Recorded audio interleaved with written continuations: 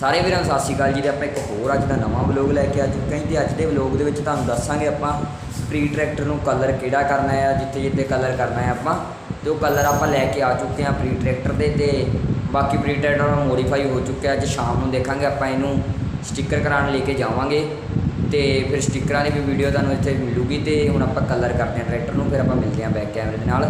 ते जे व्लॉग अपना तुहानूं वधिया लगे लाइक शेयर कमेंट जरूर कर दो।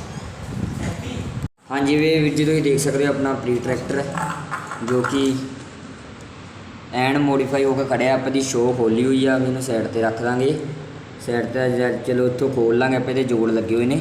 तो बाकी तुसीं देख सकते हो इत्थे ही रहूगा ट्रैक्टर अपना। इनू कलर कर लें। हुण आपां मैट किया, मैट तो तां कीता क्योंकि ये उपर तारां दिखदियां सी, वो आपां लुकाउण करके थल्ले मैट किया। चलो हुण आपां इनू कलर कर लें, फिर शाम नूं देखांगे स्टिकर लवाउण जावांगे आपां इनू अज। तो पहला हम कलर करके फिर स्टिकर लवाउण भी आप जावांगे। मिलते हैं आप कलर करने वाला।